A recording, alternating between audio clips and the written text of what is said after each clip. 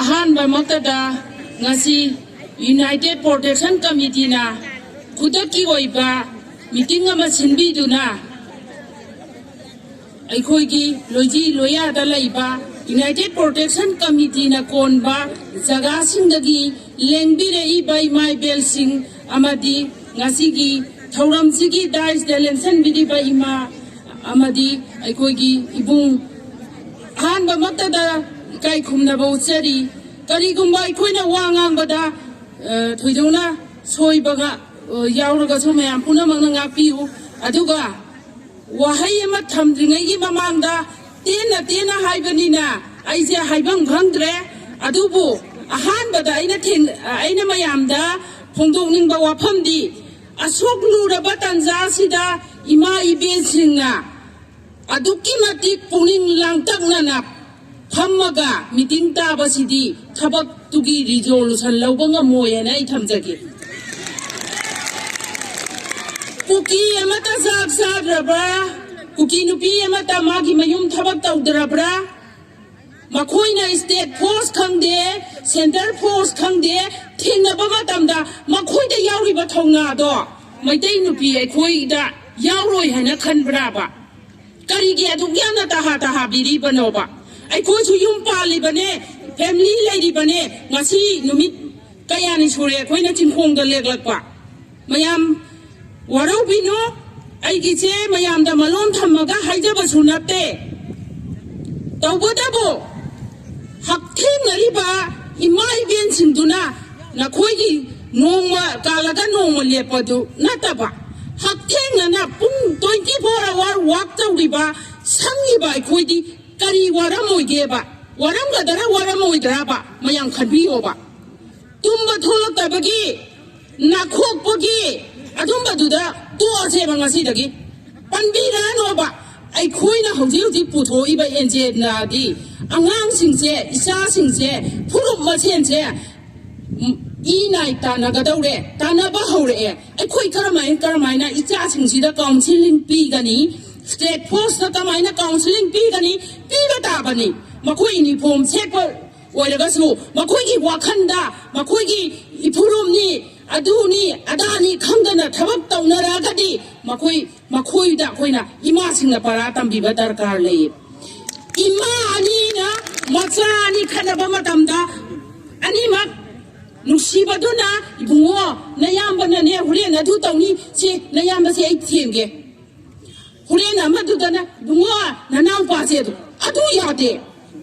mayamba manaw nupa khanaringai gi mamang duda nangna tawbona si taksi kasi nayambada nanaw nupana mayambada chakadaba lichat manaw da nangna nuksina yengadaba miyeng maduni aigi moni mayamna yaningaga yaningdraga thoe nakhoyani na khanaba matamda mamana michang sanga naraga thabak tawba mama do mapun sigi sumai pa oi sau phok na hadige maduna maram oiraga Manipur government na tawrakpa makhoina lawrakpa thaudang khudingmak ngasi mai patana makhoi leikhun jangaga khani sini makhoi gi mabkhuta power parambagi makhoina administration se sembagi wani sinabiro ngamdragadi angama thokcharakani Manipur imagi masai konsida makhoi bu takpi tambiba mayam lei discussion awada discussion tawraga yumda magi nupina phamungda tumalaga simkhong singya da imana kari wani haibe jingdaba discussion awargi scholar ne amda mawa laude aigi moni makhoi na discussion tawraga di khanari ngai mara ani do puthok piro discussion tawo karigi discussion tawide table da ngana ga yaba na kro hauji koi ba Manipur ki situation sida ai koi ka dai de lagi tongi yomiren kari wai kani minai nai thang wai ho kani ngasi chim khong da ai sa mak sina tumba sa ba khang da ngi pi amot pa sielaga nonga bia ma yai ma ya marak ki ꯑꯩꯈꯣꯏ ꯃꯋꯥ ꯂꯧꯗꯦ ꯀꯔꯤꯒꯤꯅꯣ ꯍꯥꯏꯕꯗ ꯖꯤꯌꯥꯔ ꯂꯥꯛꯄ ꯃꯇꯝꯗ ꯉꯁꯤ ꯑꯩꯈꯣꯏ ꯅꯣꯡꯉꯥꯟꯗ꯭ꯔꯤ ꯍꯧꯒꯠꯂꯒ ꯂꯩꯉꯣꯏ ꯄꯨꯕ ꯆꯤꯔꯨ ꯀꯣꯝꯗ ꯑꯗꯨꯒ ꯑꯃꯅ ꯑꯩꯈꯣꯏ ꯃꯁꯦꯟꯒꯤ ꯃꯔꯛꯇ ꯁꯤꯡꯆꯦꯞ ꯊꯥꯔꯤꯕꯁꯦ ꯀꯅꯥꯅꯣ 이진이 나오서 돌아오 마동 सरकार서 돌아오 포가 했다 나가지 사토오 이사 원해서 아이 원해서 까고 동기 미론까지 하려가지 베다베디 가리기 가이 나 거기다 베다베디 가야 버리기 아이기 미니 마기 미니 가이버더기 나세 거기 부타래 하원 방감들에 아이 거기 이마이 숨비나봐 까라마마 도고다 루호마마 도고다 아랑검 야우다나 타복로 산거라 이사네 따세 아랑검네 Meeyam punamakti arangvam yaudaba laikai khunwa karamba khun oigani mabu phaba tadaragani aikhoigi thawai sinage chingkhongda mana tha kaya sada thaktana mayumda phamung laidabra mana khoi chingkhongda layambado imai ben na taidi ubiram bayai ubiram da bayai ai khoi ma phagi na ta bata sara heli bani ma bu mi oi ba mana oina nusiba jodi tongwan kare ai khoi Meeyam organized ta orga ngasi sida phani je kanagi ma phano Nambol United Protection Committee ki ma phano ta bro ai khoi ki mi hut ama bu phara gadi ai khoi kadi tawani Mana tawrise magi maranagi oiba magi tika phangnaba paisa phangnaba mayamna sakhanaba tawbiba organized ro natte Manipur ki sakam kaiba yaroi aikhoi masen lamatani jingkhong singyada imai ben na awana ipai pal na phamgiba singse aikhoi soidana mai pak na khoi ngangi na se haibagi damakta mal organized tawraga aikhoi gi kamungdagina leimaram irengwam hainabo khoi ngaikhom khunau daina kaino bongsugi range da leiriba imai ben singse awat apa kari legi na yenga ga laiban aduga amana ai Meeyam punamakta aina haijaningba amaga lei state ki force na hauji khulai thadoise ai su huren thagi bayai nahan megi tang ahumgi matungda arabai semgi bagi maramse kolom paigadabai chasing adagi semester thagadabai doctor engineer oigadabai chasing duna aigi phuruk kandabai ade haiduna saithuk watu pairaga hanba hauraki adugumadu pairaga lan haurai matam duda state force na aikhoi security gi ayaba yaude aikhoi mathak thongba IG DIG na akhoi da order tawde akhoi kapoi yade ne yenga ka leiba matam dudadi aikhoi khulai thadoe ifru kandaba yade haina tawdana awgita kari sunata ba matra mathen ichini naw khanaba matam da khulai thado posimadi aigi mot oina haijarabada khidang wakhan then braina khanjai aduna maram oiraga yam sangna dingang man adubu ai matang sida kai gumba soigiba langiba yauraga su Meeyam punamangna ngakpiu aduga haujik aigi haibaduna hena lusalakpanina leimaram haiba mapham sida ahumlak suna mathakagi katharakpa matamda central force leina kari taugi aikhoi ki honorable MLA na kari taugi Meeyam aduma da discussion taugiyo aikhoi ki awaba nungaiba tambam leitaraba aikhoi ki ima ipa masak khangraba macha ama gumaina kari gi leibam thoke hauji oiriba phibam sida aikhoi ki Manipur ki chief minister masa bakutabiyo ma haite ma pangi ma singi haibadudi Meeyam na khangi kaiginoy da mana paisaliba mana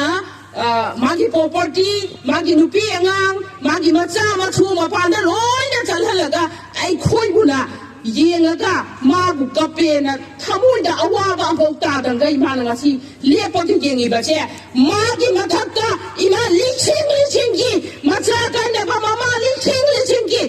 magi mami ta mapi haida ba oiso no pi che mati ai haida ni ai ne thamon cha iba sumaina ngasi khoi gi tha tara che thabak sudana jingdagi karaga usoi Tega mana macam tiraga yonjaraga sajaba icha semjaba hauki te koi thani pan si kadai degi thadara si kadai degi thabak sugani thabak sugam khangre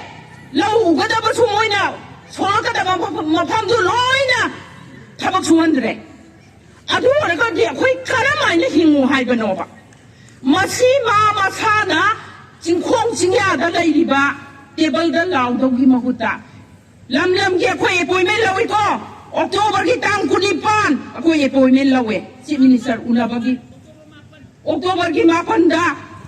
appointment lawe ngasi bongoi pite ai koi da haibadi nang wondagi ni ge haibanate nang hairabane koi na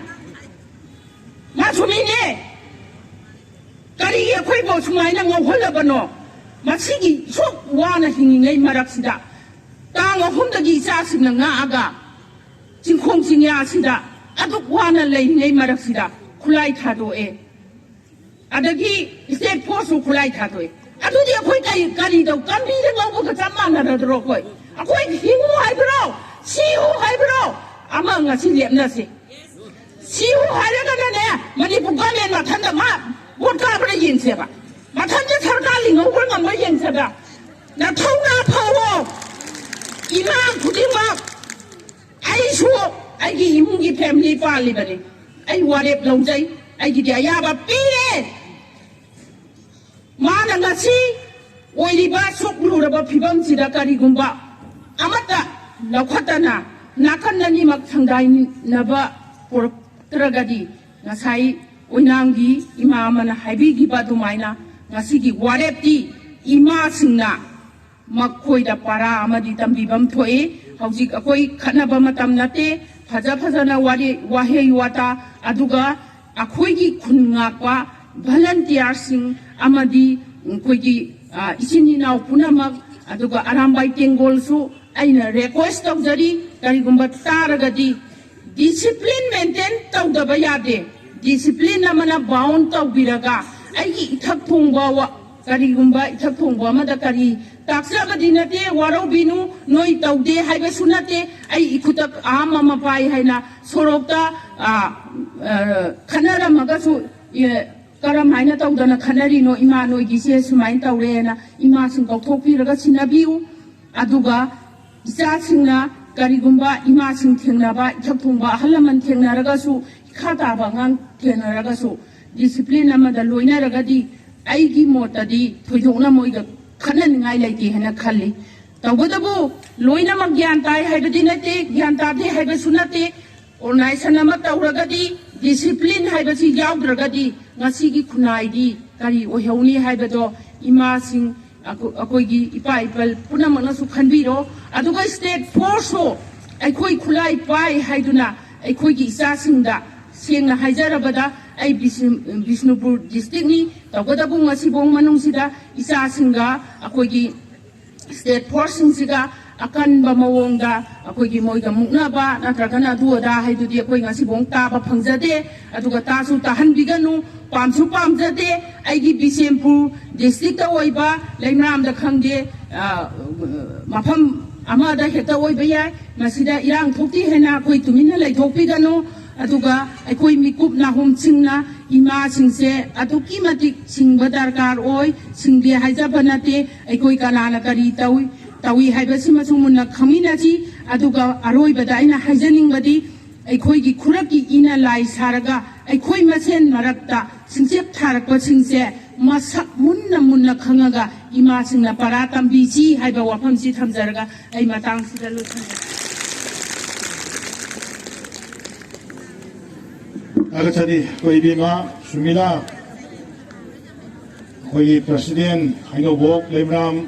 women joint committee gi precident yang mari chimo wapham khara magi leimaram thengari ba hujung thengari ba wapham kaya ma